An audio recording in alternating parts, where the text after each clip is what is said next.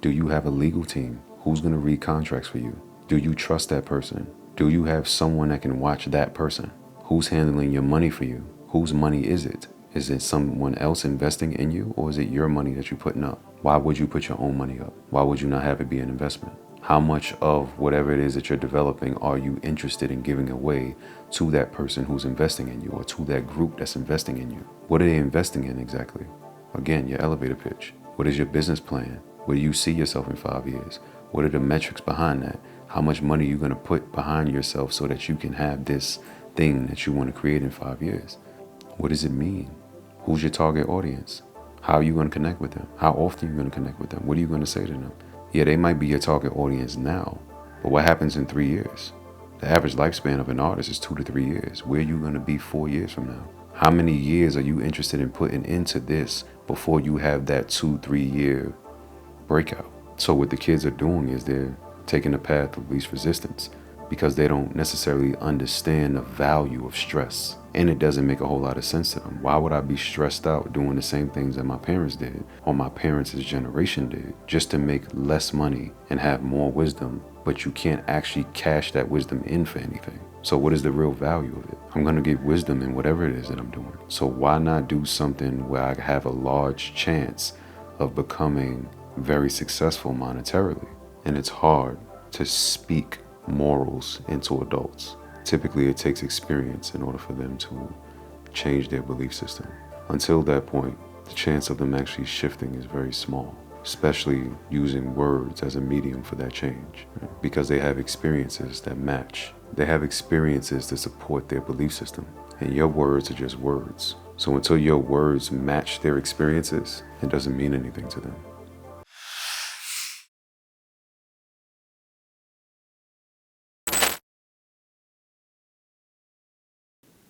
Yeah, maybe this is a personal question for you, but what are like your non-negotiables? In regard to what? It's,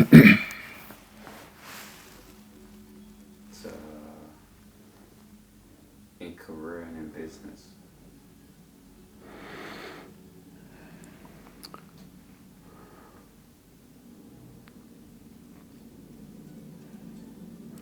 So professionally, my non-negotiables are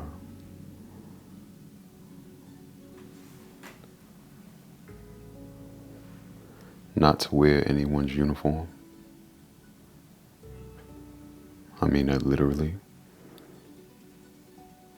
I would rather us have a common ground based on our character, less on our outfit. So, not to wear anyone's uniform, not to hide my face. In other words, not to wear a mask, not to put myself in environments where I have to pretend to be something that I'm not in order to reach a false sense of success.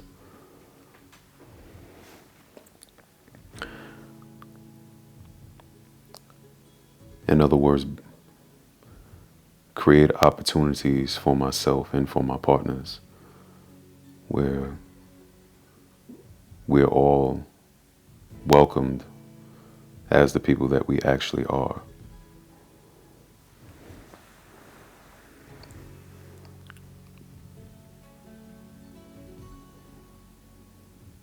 No B players.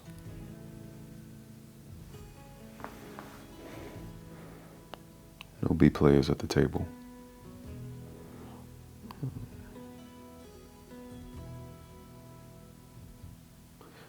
No redundancy.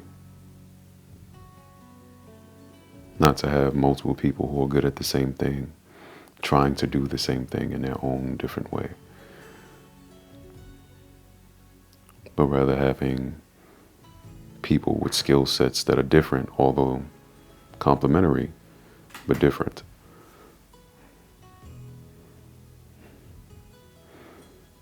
And aligning with people who know who they want to be, what success looks like for them, and having clear metrics as to how to measure that success, not only for themselves, but for the team as a whole. The privilege that comes with in your career.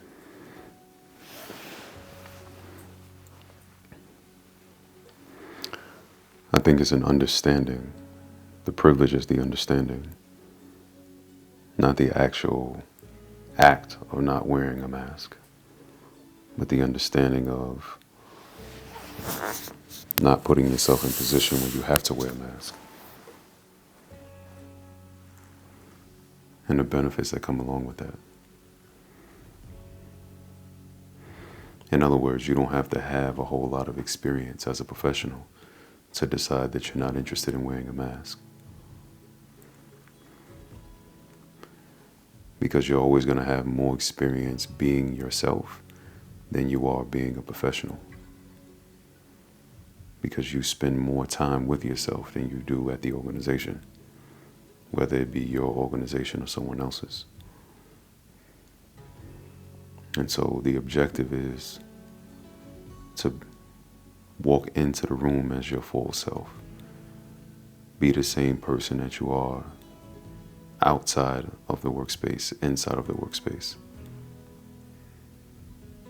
so that you can have a seamless experience rather than pretending. Because then you give the environment too much power. And it's clear that you're not really in an environment that supports you. There's a difference in support, though. There's support meaning it's supporting who you are right now, and there's support where it's supporting you with who you want to become by stretching the capability that you currently have. But if it's an environment that doesn't speak to your spirit, although you may be making a lot of money, it's probably not the environment you should stay in. At times I'm looking at the creative industry, which is supposedly very liberal, but you tend to see some hints of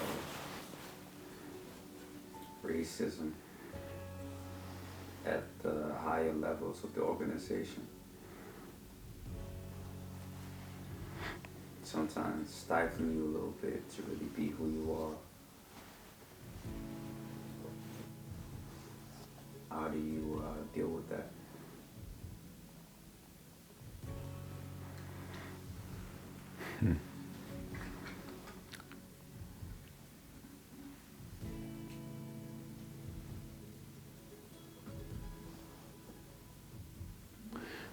I would say you learn as much as you can, as fast as you can,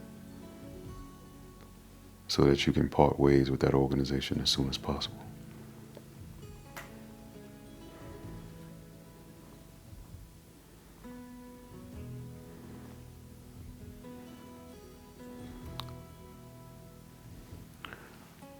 Racism is interesting because it's a reality that can hide behind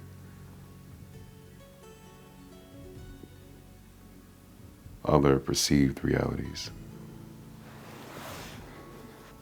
Racism is great because we can say, I'm not racist, he's just not qualified. I'm not racist, he was just late. I'm not racist, he just doesn't fit the culture, etc., etc. Right? It's very easy to put something else in front of racism.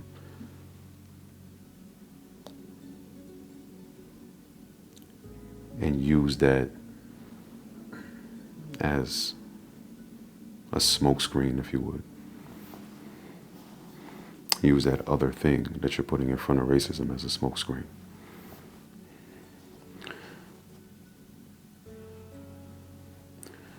And you don't want to find yourself walking on eggshells so that you can dodge the smokescreen You don't want to find yourself saying, I cannot make a mistake in this environment. Because if I make any mistake in this environment,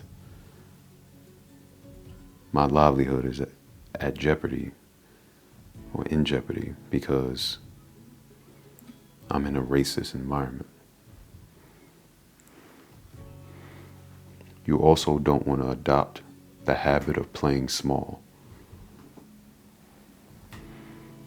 And when you don't have the opportunity to make mistakes and learn from those mistakes and have that be celebrated within the environment, you begin to become afraid to make mistakes.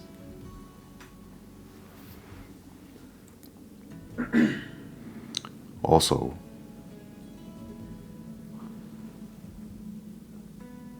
racism is tied to a person's moral compass. Within an organization, chances are the boss or the manager that's being supported by the boss is an adult, of course. And it's hard to speak morals into adults. Typically, it takes experience in order for them to change their belief system. Right? Until that point, the chance of them actually shifting is very small, especially using words as a medium for that change. Right? Because they have experiences that match. They have experiences to support their belief system. And your words are just words. So until your words match their experiences, it doesn't mean anything to them. And oftentimes it actually comes across as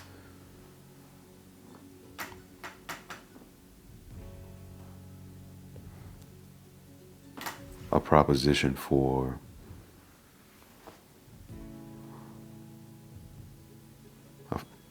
essentially you're fighting the system.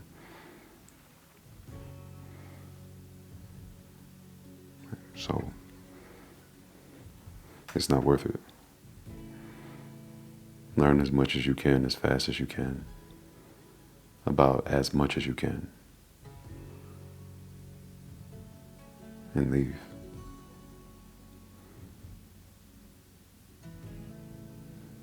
And sometimes it's not even worth that much. If you're in a racist environment where racism is being outwardly expressed, leave. If it's subtle and it's something that you feel like you deal with anyway on a day-to-day basis, then some people would debate it, right? Some people would say, okay, you're going to find this everywhere. And to some extent, they can argue that.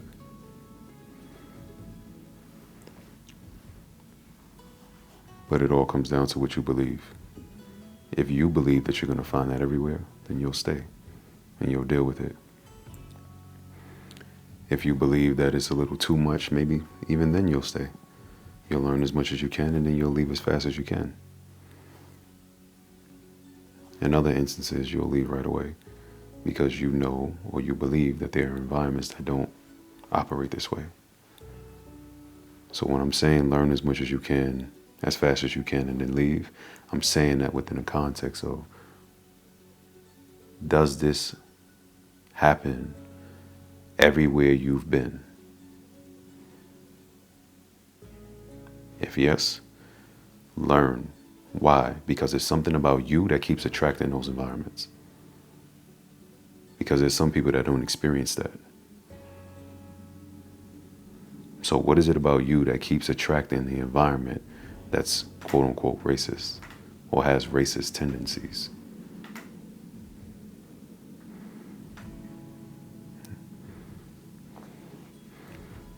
When you learn that, shift that and leave. Do you think affirmative action is something that actually helps Black people? or any other minority group? I think theoretically it helps black people. Ideally, it helps black people. And yes, practically, perhaps.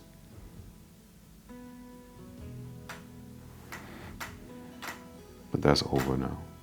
Affirmative action was overturned. Yes, in theory, it helps. Sometimes it provided an opportunity for a different type of trauma, a different type of traumatic experience. Yes, we can say give this person an opportunity.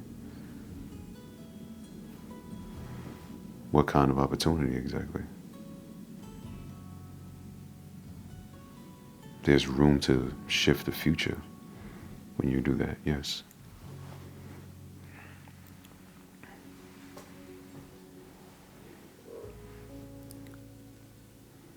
But it does bring about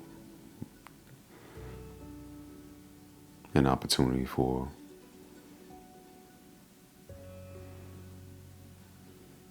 the same traumas to be presented differently, meaning in a different environment with a different context.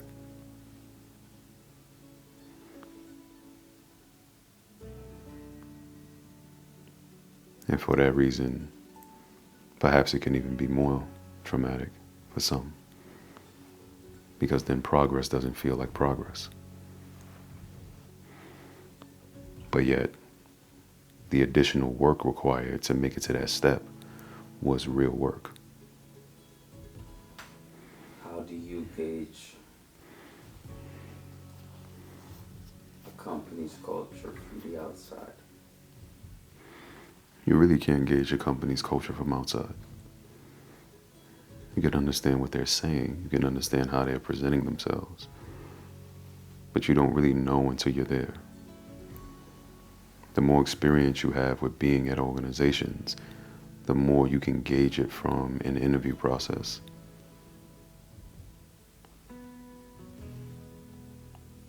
Or maybe even some of their publications, but not really many. Because after a while, what's trendy is something that everyone uses. Or whatever works is something that everyone uses. It becomes a trend. And you have to make your rounds to see what's real and what isn't. So it's typically a challenge to gauge an organization's culture from the outside, because an organization is going to do its best to represent itself in the best way possible.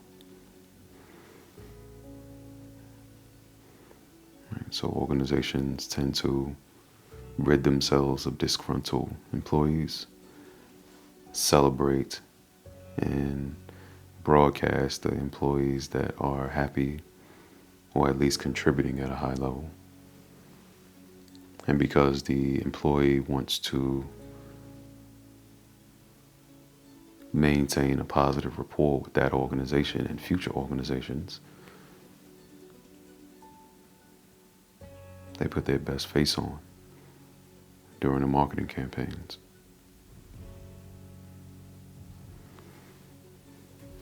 Because if you bash one employee if you bash an employer as an employee, the next or the potential employee that you're looking to work with in the future is hesitant to work with you because perhaps you'll dislike something that's happening at their organization and use your voice to somehow tarnish their brand as well by speaking poorly of them.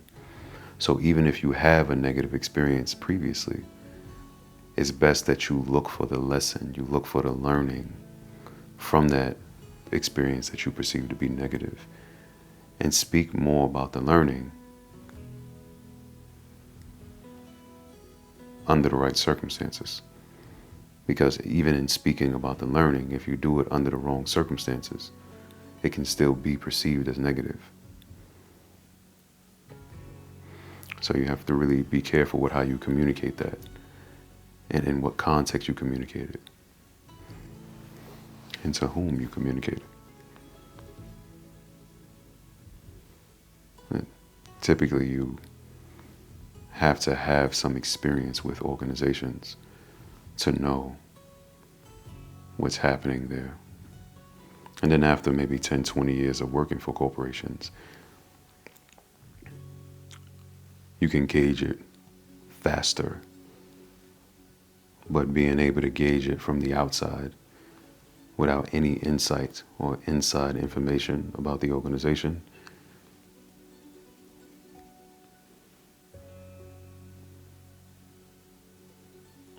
is probably something that you're going to not have enough information to have an informed opinion about. What are a few things that you're looking for in as far as like company culture?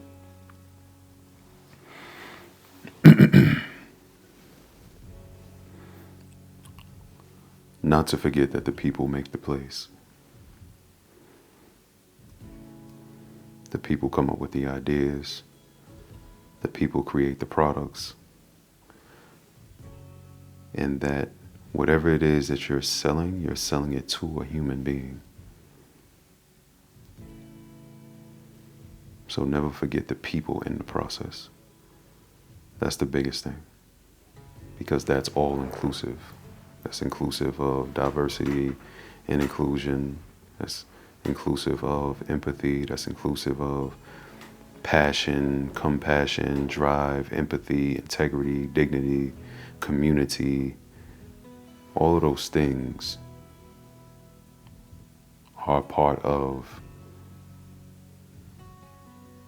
remembering your humanity in the process of making a transaction with another human being. So an organization that doesn't forget that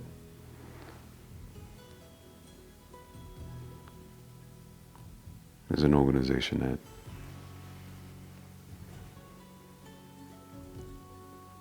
I could potentially be very interested in. What do you think of this trend of like everybody working from home, like hybrid work?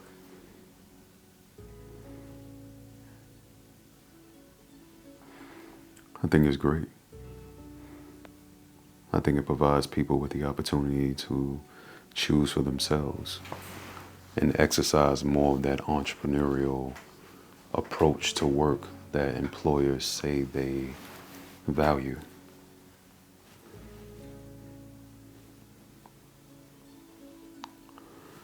So if you're the type of person that finds that you're more productive working from home, it's great that you now have the flexibility to do that. Right? It also allows for more opportunity in regard to work-life integration.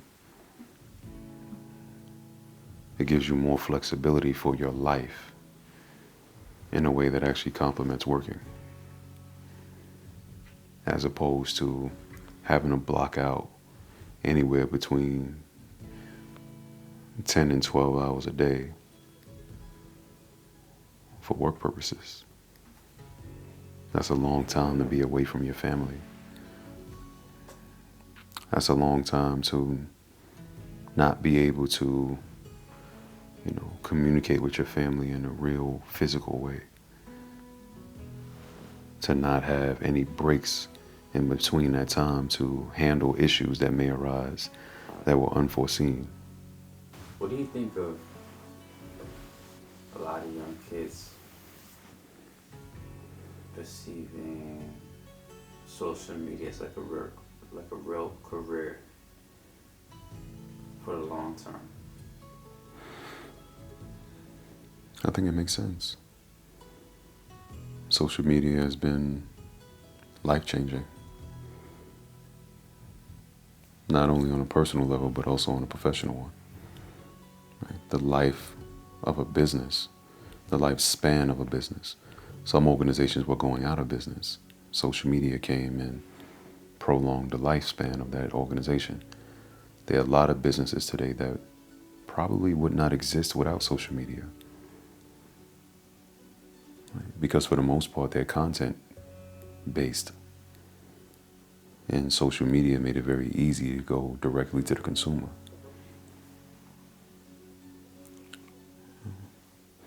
Granted, we can say that it's something that's new and something that's ever changing and something that may not be around 10, 15 years from now. But we can say that about a lot of other things as well, especially with AI. A lot of employment opportunities that exist today probably won't exist in 15 years. And there are some employment opportunities that existed 20 years ago that don't exist today.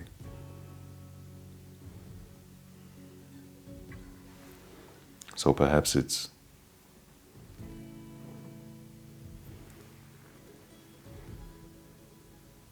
not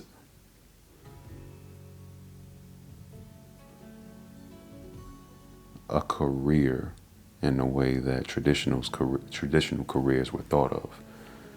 But today, how many people have a career in the way that traditional careers were thought of? Today, you have people, yes, perhaps they will work for 40, 50 years, but chances are they won't be doing the same thing in the same way for 40 or 50 years. The mission may be the same, but the actual medium to fulfill that mission is likely to change. Whether it involves social media or not.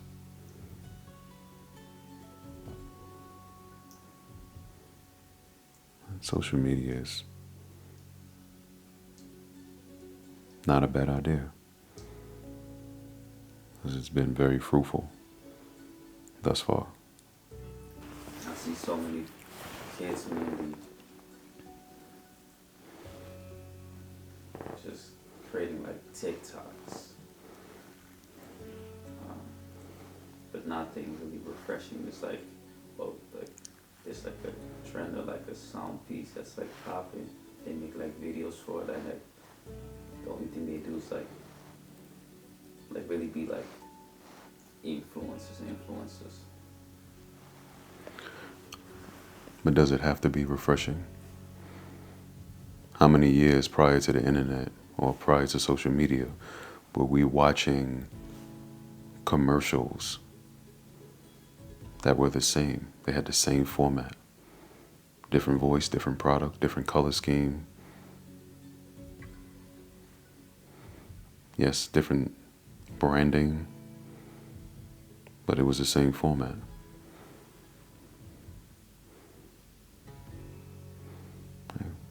It was obvious to see what the trends were.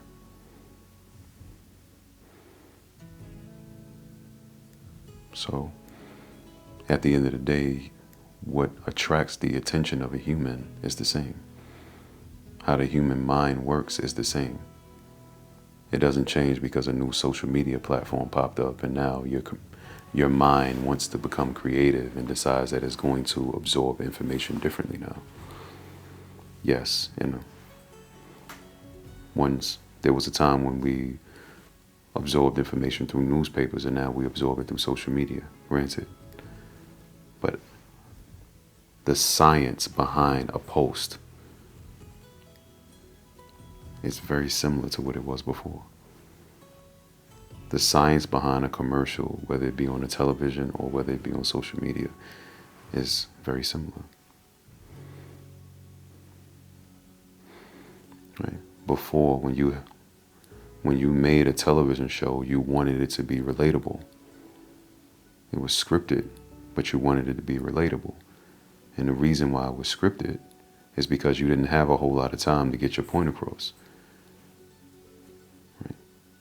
Now you may not have to be so scripted because you can go directly to the consumer at all times. You can post 24 times a day now. You don't have to wait till tomorrow to connect with the consumer again. You don't have to wait till next week. Right? And because of that, people have taken advantage of that, and now they're connecting with the audience much more often, which makes sense.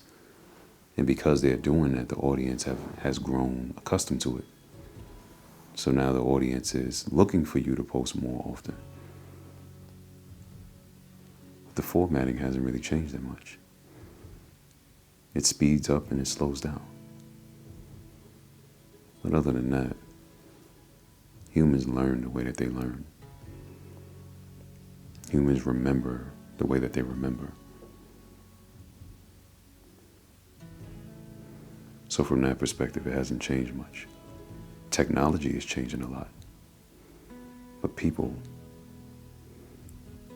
don't change as much, and definitely don't change as quickly. So it's not about it being refreshing. It's about it being effective. You ever see that Vice documentary about these TikTok kids? No. So it's funny, it's like all these 20-year-olds move to LA and they get thrown to this house and they just pump up. Like, it's kind of like Vine back in the day. And they just pump out content, silly dances, twerking, lip singing to songs, just looking attractive on camera. That's like really the whole premise. And a lot of them do this full time. Like they miss out on college, on a lot of like adolescent experiences to live that life of like a TikTok influencer.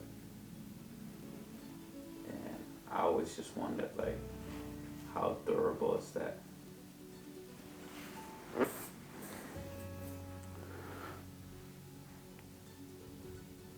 Well, what else are we proposing that makes as much sense as that?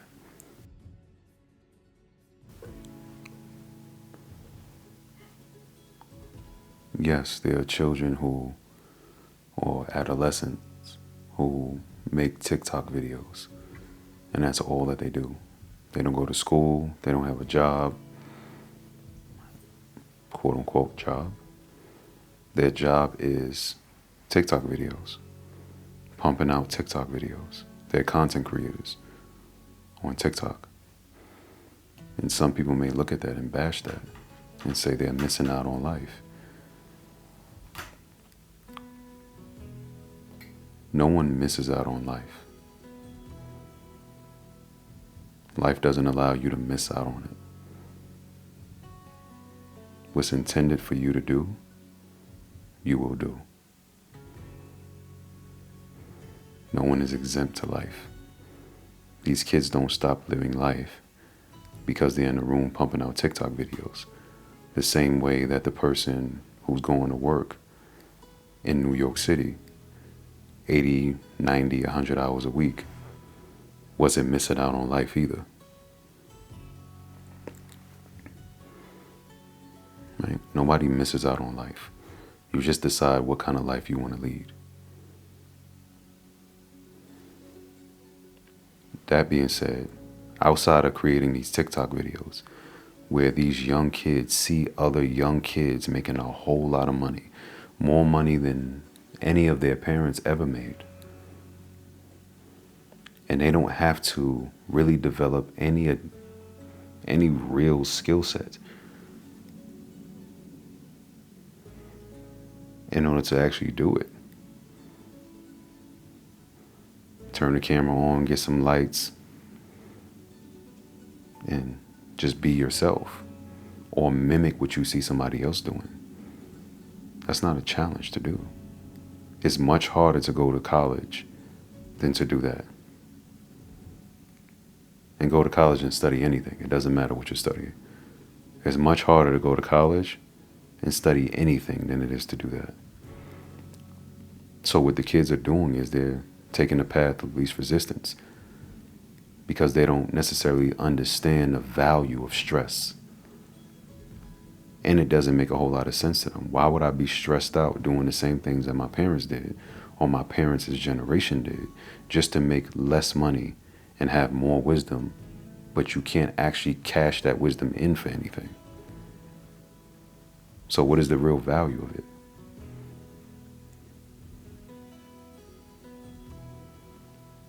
I'm going to get wisdom in whatever it is that I'm doing. So why not do something where I have a large chance of becoming very successful monetarily? Some people even think that they can postpone a certain aspect of their lives. For example, relationships. Some people are like, yeah, I don't really care about that relationship thing. When I'm rich, then I can focus on relationships. In the beginning, I want to focus on getting to this money. The only relationships I care to have are the relationships that help me get closer to making money directly, not indirectly. Not my wife who's seeing blind spots that I don't see and helping me to become a better person so I can become a better professional and therefore provide more value and therefore make more money. No, I have this idea about this organization that I want to start based on this product that I have developed. I want to create a prototype of this product. I want to push it out to the market, and I want to do that in the next 2 months. Who can help me do that? Not somebody that's going to psychoanalyze me. Not someone that's going to check to see how much emotional intelligence I have. None of that. I want to focus on getting to the money and getting to the money only. People love Steve Jobs, but the people who worked with him may have thought he was bright and thought he had all these great qualities, but they didn't necessarily like the experience.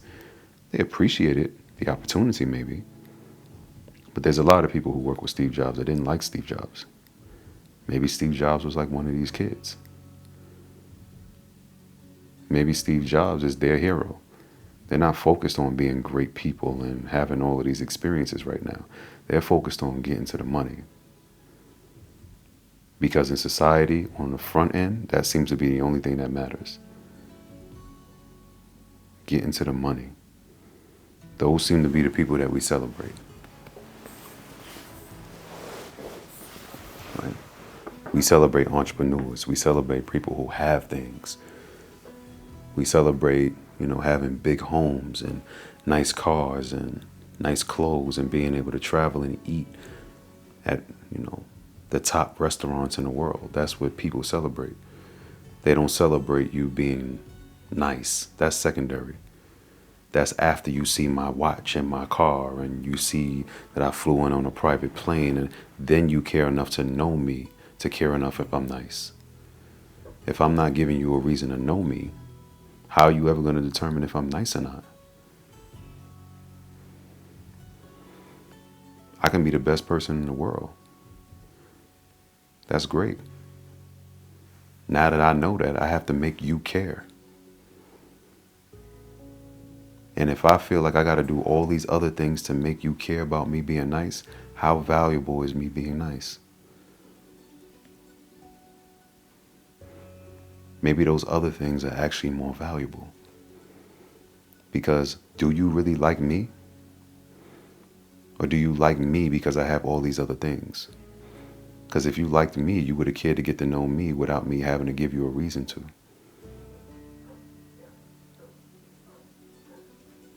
You like the other things. That's why you care to get to know me. So let me go get these other things. Because I like those other things too.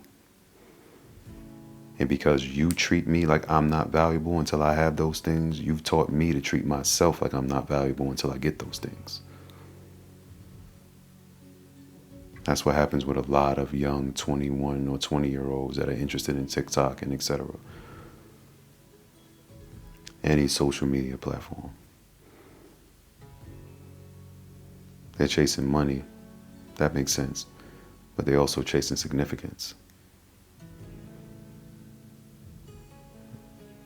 Some of them, yes, they have very turbulent backgrounds and they're really trying to do something differently because they really want to get their families out of a very subordinate position right now. And this seems to be the path of least resistance. And it seems to be why? Not only because they can do it well and they can get paid for it soon. You may not get paid for developing that product soon. It may take a few more years. But if I'm cute and I know that I'm cute and everywhere I go people are telling me how cute I am, maybe I should start an OnlyFans and market it really quickly on Twitter or not Twitter, on TikTok.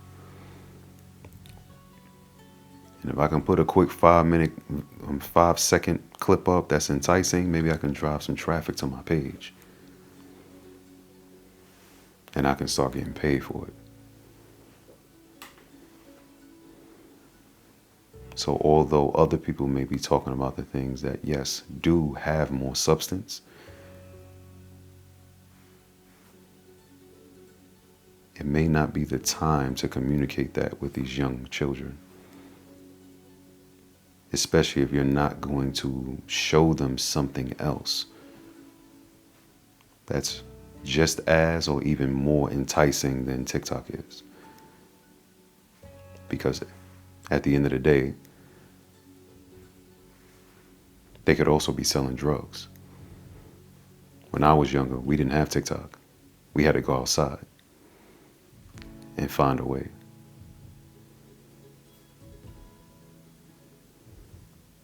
They could also be robbing and killing people.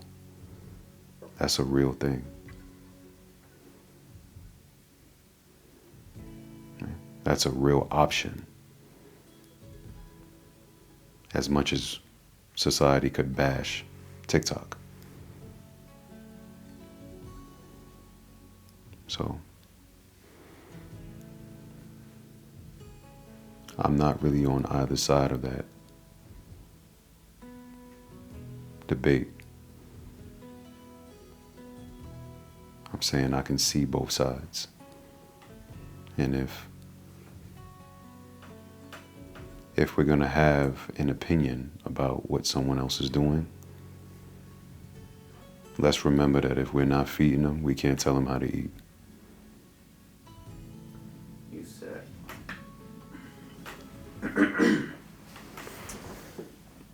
they don't understand the value of stress. Could you further elaborate on that? Indeed. Stress builds character. Stress is essentially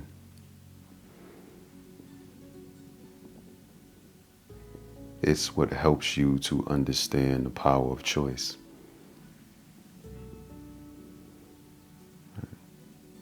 It's what helps you to understand that you put yourself in a position. And now that you're in this position, you're feeling as if the situation has more control over you than you have over it. Yet you decided to put yourself in this situation. So if you can put yourself in this situation, you can get yourself out of it. That reminds you that you have the control. But it takes going through stress and experiencing extremely stressful situations to really realize your potential oftentimes.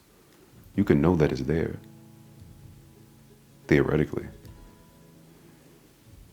Or understand that it's there, rather. But you don't know that it's there until you use it.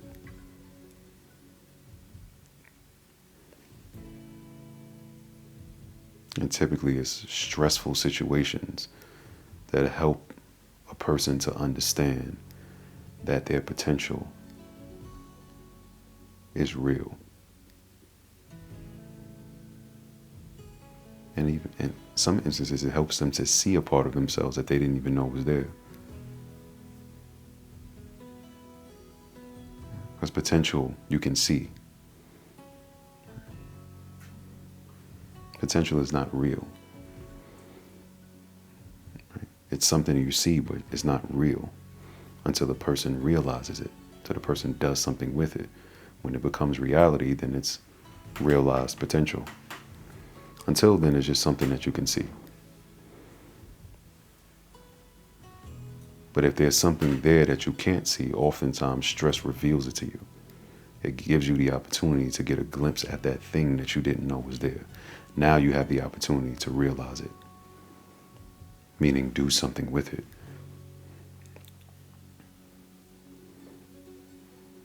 And that's the luxury of stress. Should you should you seek out stress, or should you seek out not to avoid stress? Yeah, don't try to avoid it, but don't go looking for it. Don't run from it, though.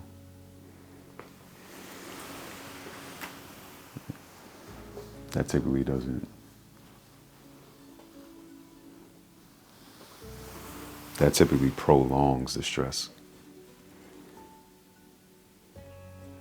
'Cause you don't get the lesson that you could have learned from the stress. And because you don't get the lesson you could have learned from the stress, you don't actually achieve the goal that you can achieve after receiving the lesson from stress.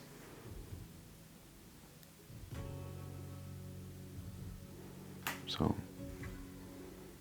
ultimately, in trying to dodge stress, you become stressed. Yeah, and that's more stress. It's stress with baggage.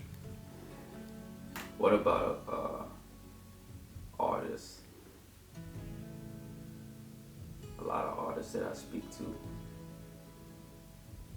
all kind of share the same sentiment of they have to be influencers more than artists nowadays to pop.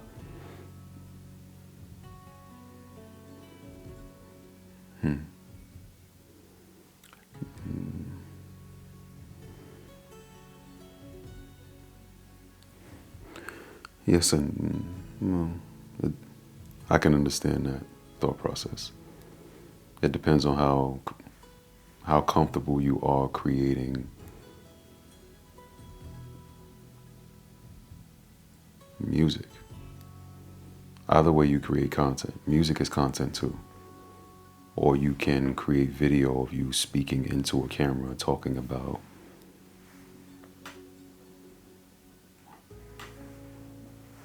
who knows what. But the same way you can create videos every day and have that type of dialogue or create that type of relationship with a potential customer, someone who's interested in buying your music, or a fan, if you would. It's the same way you can drop a song every 2-3 days. You don't have to be a content creator, like a podcaster or something like that, to be an artist. You don't have to be an influencer to be an artist. But chances are it's going to mean that you really need to have your business straight, and you really need to make sure that you're producing music at a high volume.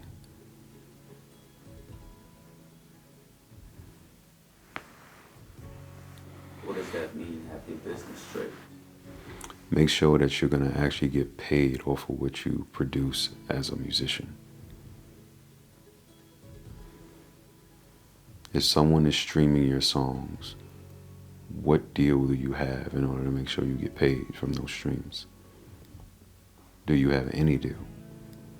What do you have to push that song so that someone who could potentially be interested in it actually knows that it's there?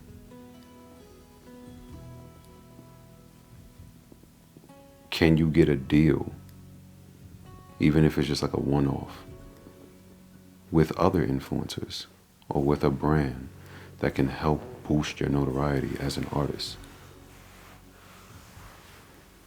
How many different ways can you leverage this song to acquire more fame? And then once you acquire fame, how do you leverage that fame to acquire more money?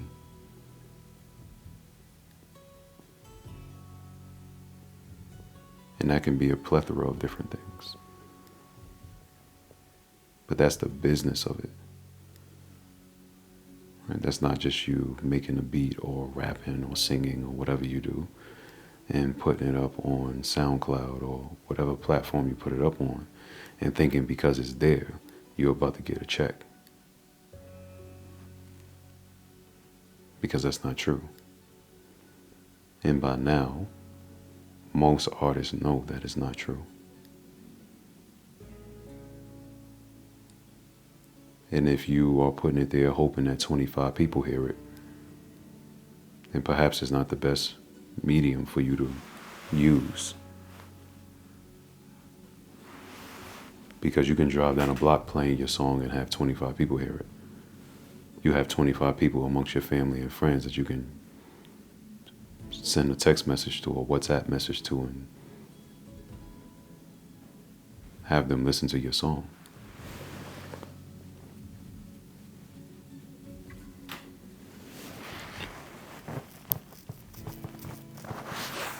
Do you know enough about yourself as an artist to have a conversation with someone in business in a way that would help them to become interested in you as an artist?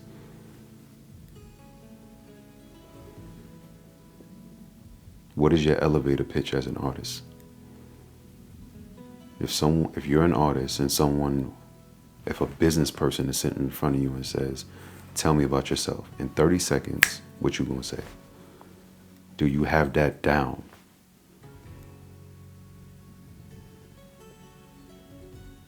Do you understand your brand?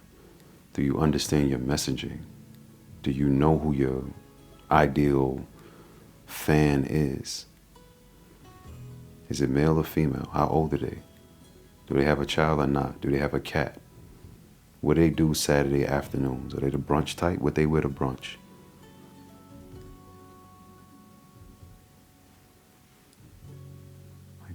Who are you doing this for? Have you thought enough about the business? Or do you just rap? Do you just sing and whoever likes it, likes it? That's not business.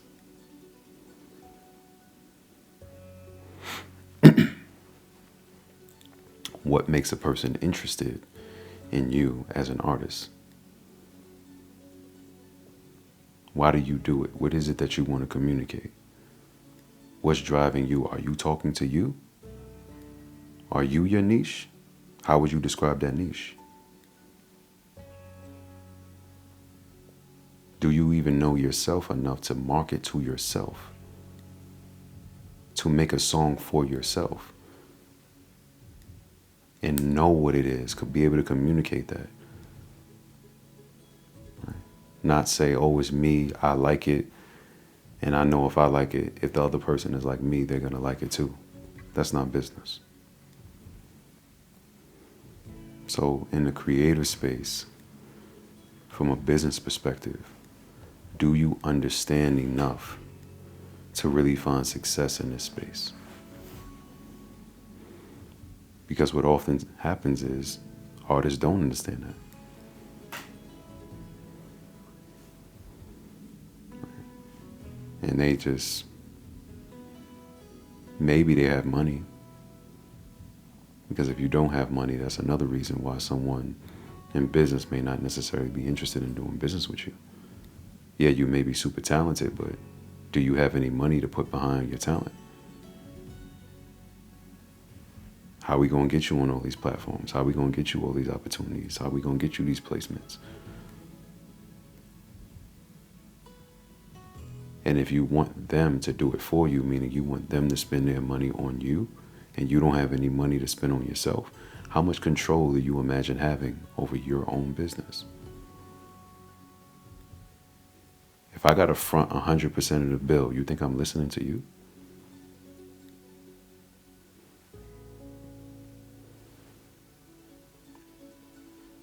How much do you think I'm going to listen to you?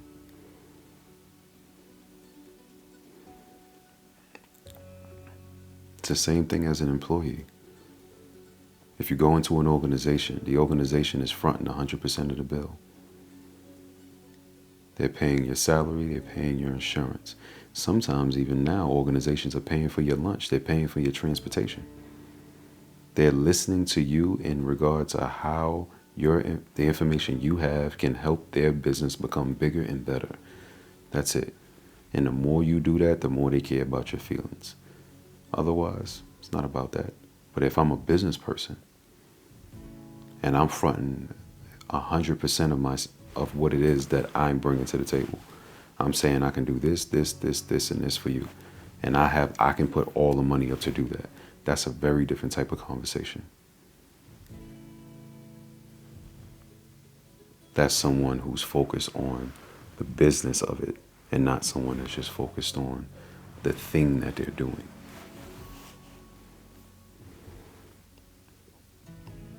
You have people with money, you have people with experience. Sometimes people say, oh, you have to have some experience to get the money. Yeah, you have experience in that other thing to get the money. You got your money over there. Typically, that's what happens in music or in any creative realm. An outside investor comes in. They don't really know anything about this. If you know something about this, meaning you earned your bones here, then okay, you may have some experience and maybe some money. Maybe. What's my point? The point is, if you get two people, one has experience, one has money, and they go into an endeavor together, usually they switch places. The one with the experience ends up with the money. The one with the money ends up with the experience. What does that really mean? Right? That means the one who came in that was smarter, probably not the artist, is going to get paid more than the artist. The artist is going to blow all their money because they don't know anything. And the price that they pay for the wisdom is that money. They end up with the wisdom, but they end up with no money. The person who had the wisdom exchanges that wisdom for the money. So you have the learnings as an artist, but you didn't actually make progress as an artist. Whereas this person made progress as a business person because they have the money.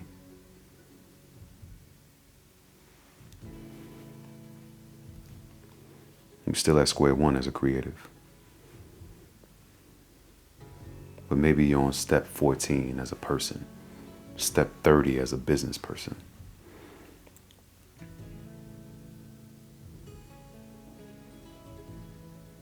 Yet and still, doesn't really mean anything as far as your business as a creative. TLC was one of the most popular groups of all time. Some hits after hits after hits, broke so many records.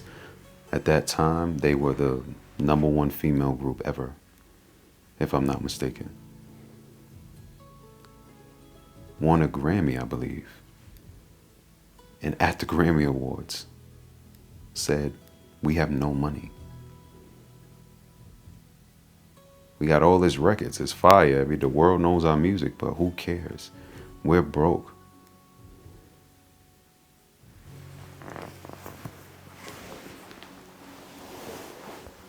Perhaps that's bad, but it's something that you can bounce back from as a teen. Is that something you want to be doing as an adult? One, to even get acknowledged as any type of creative is a lottery pick. That's what it's like. Not only are you running that risk of not being chosen, when you finally are chosen, because the music business is pretty much dominated by private institutions, how much do you actually know about this industry?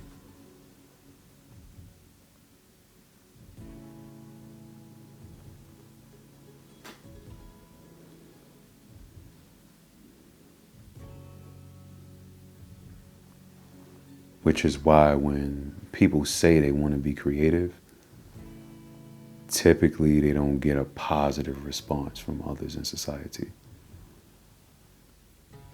Want to be creative in the arts for a living, they tend not to get a positive response.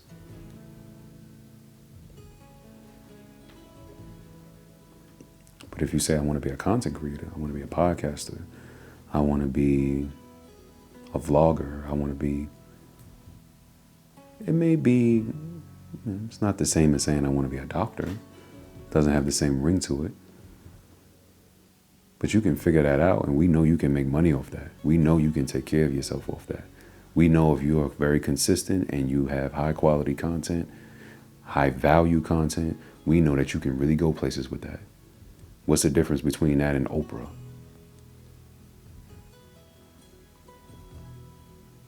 But there's a big difference between Oprah and young whoever down the block that makes beats. Little whoever down the other way that's a rapper. I'm not saying that they shouldn't do it. It's an investment with considerable risk. Do you understand the risk? So from a creative perspective, it's important to understand business. But typically it attracts children. Why does it attract children? Because children don't know better. And children are more impressionable. That's a double-edged sword. And when I say children are more impressionable, I'm talking about the potential fan.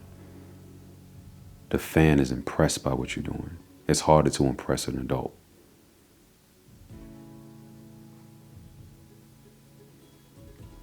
So we want you because you're young. The youth can relate to you because you're young. They're impressionable, meaning that they're going to attach themselves to you quickly, and you don't know anything about business, so we can take advantage of you.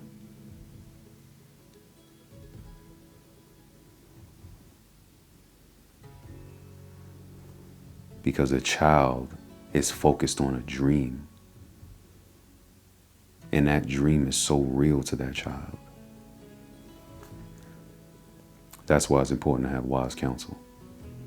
But a lot of these children don't have wise counsel, which is why a lot of people that you see that make it in business, make it in music or make it in the arts, they're young and troubled. They're young and they're from an environment that's not so easy on them. Super talented. But it typically, it's not an even exchange between that artist and their business counterparts.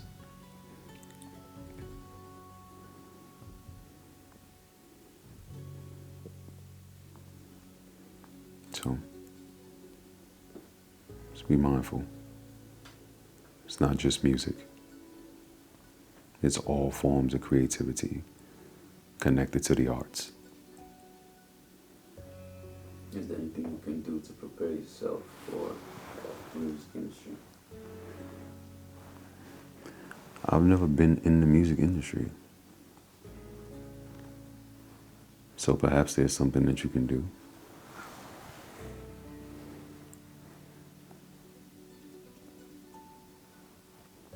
But I'm not sure if I'm the right person to give advice on what to do in the music industry. I can say what you should do in business in general. Dot your I's and cross your T's. Make sure you have your business in order. That's always the same.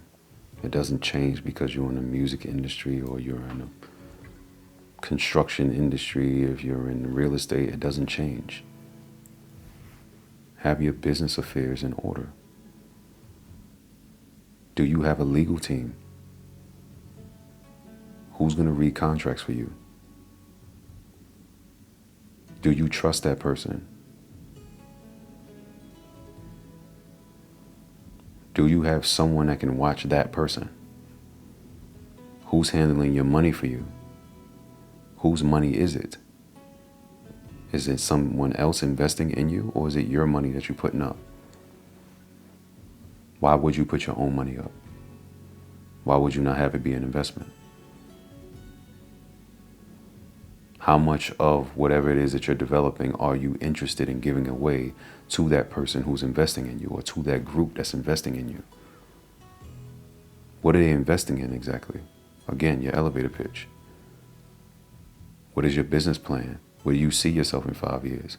What are the metrics behind that? How much money are you going to put behind yourself so that you can have this thing that you want to create in 5 years? What does it mean? Who's your target audience? How are you going to connect with them? How often are you going to connect with them? What are you going to say to them? Yeah, they might be your target audience now. But what happens in 3 years? The average lifespan of an artist is 2 to 3 years. Where are you going to be 4 years from now? How many years are you interested in putting into this before you have that 2-3 year breakout?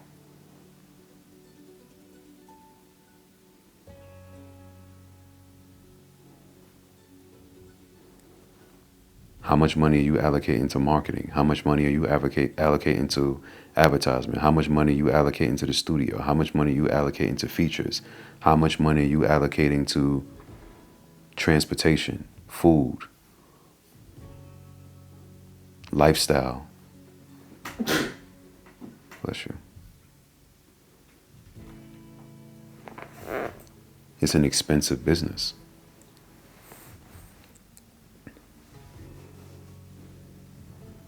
The product itself doesn't account for much. Can you dish this out? How much can you dish this out? And we don't care that you got one hit. Can you do it again? Like tomorrow. You want this one hit to last all year? How much budget do you have for us to push this for a year?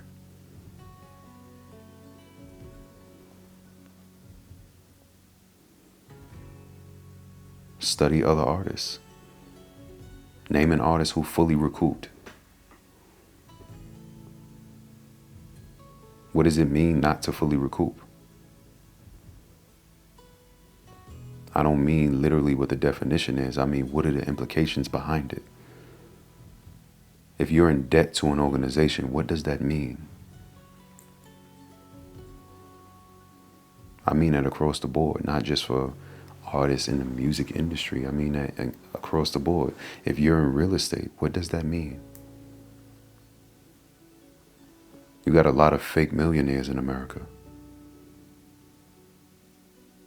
They got $10 million in real estate, but until you own those homes, you're in the red. So on paper, your net worth is 10 million.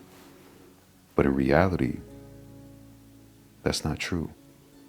Although you can live like that's true. If you have tenants, if they paying their rent on time, you're paying the mortgage on time, you can live like you're a millionaire, but you're not a millionaire. So when the market crashes, you crash.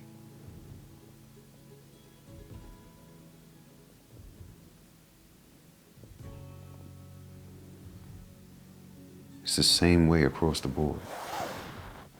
Is your business intact? What are the fundamentals of business? Do you have those things covered?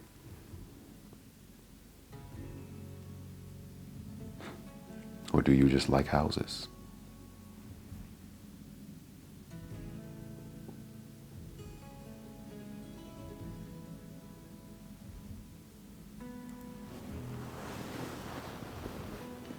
Difference is, in real estate, a lot of those organizations are public organizations. Real estate has been around for a very long time, and it's the foundation of a lot of countries. So there's a lot of information on it.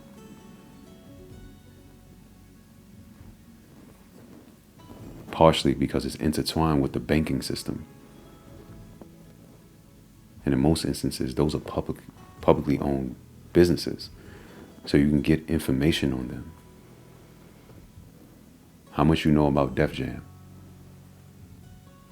Unless they release a publication.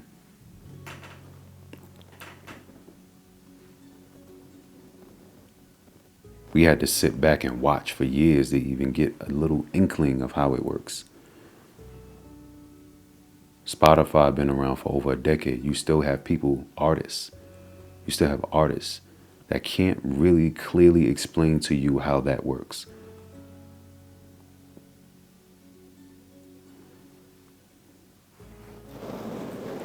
You have a lot of painters out here that are creating phenomenal work. You have Swiss Beats with his whole campaign, no commission.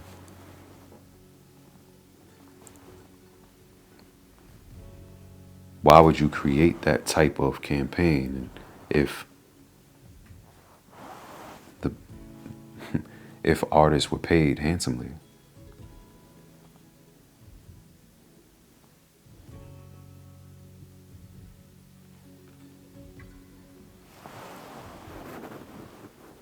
If you're going to start a company, did you do market research? What's happening in a market for this within this industry? Name the top 10, top 20, top 30 players in this industry. What's their moat? What is their competitive advantage? What is it that they do better than the other people that gives them the opportunity to carve out this piece of the industry for themselves?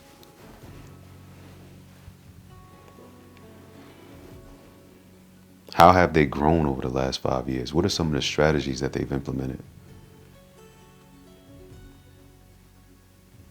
Oftentimes when you ask musicians this, they don't have the answer. Why? Because musicians are children. The people who want to make it, oftentimes they're children.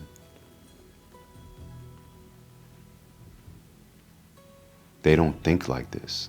They think they got the best verse, they're the best rapper on their block, and that's all they think about. My song is the best song, and that's all they think about.